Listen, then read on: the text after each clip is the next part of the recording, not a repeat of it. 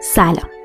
امروز قراره با هم وارد دنیای طراحی یک لباس مجلسی ساده، شیک و قابل استفاده بشیم. شاید جالب باشه بدونید که پشت هر لباس زیبا یک داستان و البته کلی انتخاب و ریزه‌کاری وجود داره.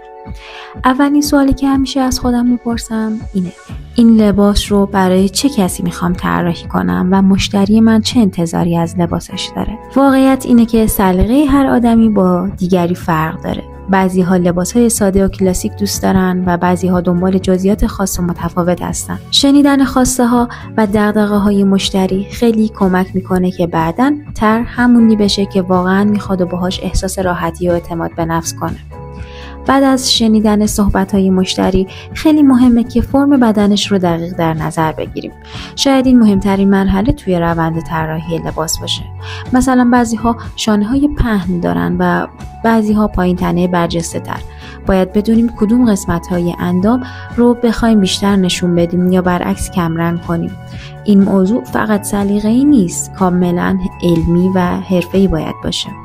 برای مثال کسی که قد کوتاه‌تری داره با یک دامن کشیده و برش‌های عمودی بلندقدتر دیده میشه، یا مثلا کسی که دوست داره کمرش باریک‌تر دیده بشه میتونیم با کمربند یا برش‌های خاص این حس رو منتقل کنیم.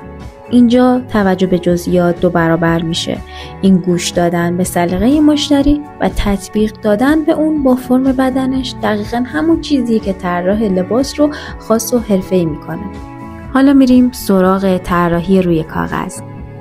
بعد از انتخاب رنگ و پارچه مناسب، وقتی تصویر سازی میکنم همیشه تلاش دارم تعادل و زیبایی رو حفظ کنم، ولی هیچ وقت نظر و راحتی مشتری رو فدای مد و جزئیات نمیکنم. و در نهایت بعد از دوخت لباس و نمایش اون روی مانکن، مهمترین حس خوب زمانی هستش که مشتری با دیدن لباسش لبخند رضایت میزنه. اگر این فرایند براتون جالب بود یا سوالی دارید برام بنویسید. فراموش نکنید سابسکرایب کنید و نظراتتون رو با هم به اشتراک بذارید. خب تا اینجای کار با هم درباره اهمیت سلیقه مشتری و شناخت فرم بدنش صحبت کردیم. اما فرایند طراحی لباس مجلسی به اینجا ختم نمیشه. مسیر هنوز ادامه داره. یکی از مهمترین نکاتی که هر طراح باید همیشه بهش توجه کنه انتخاب پارچه مناسب هستش.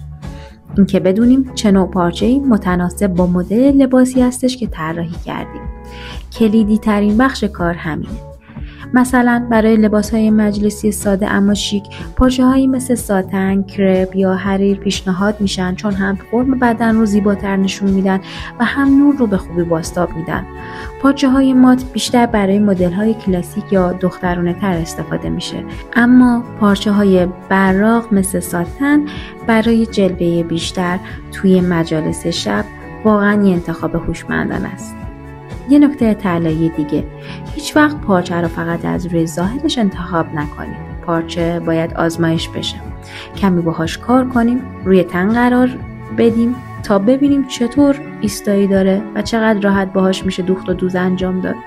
حتی اگه از جنس پارچه مطمئن هستید، بهتره همیشه از خیاط یا فروشنده با تجربه یه سری سوالات رو در این زمینه بپرسید. یکی از موضوعاتی هم که شاید خیلی ها بهش دقت نکنن و یا در آموزش هاشون از اون استفاده نکنن، جدول استاندارد سازیه.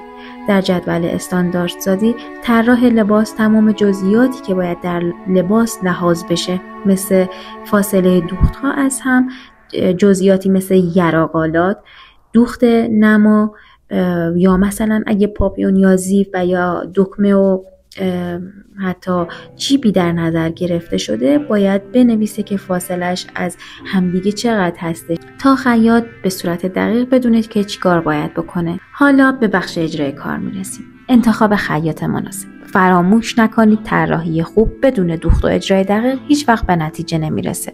خیاط خوب کسیه که هم به جزئیات حساس باشه و هم بتونه الگوهای پیچیده رو با ظرافت اجرا کنه. حتما قبل از سپردن کار نمونه‌های کار خیاطتون رو بررسی کنید و اگر طراحی خاص و جدیدی دارید حتما پیش از شروع دوخت درباره جزئیات مدل کامل توضیح بدید و از انتظارات مشتری و انتظارات خودتون بهش بگید تا خیالتون راحت باشه که کار نهایی به دلخواه شما در میاد. توصیه آخر و خیلی مهم به علاقه‌مندان طراحی لباس اینه که یادگیری رو دوست داشته باشید و تمریناتتون رو مستمر انجام بدید. مرسی که تا انتها با من همراه بود. خداحافظ.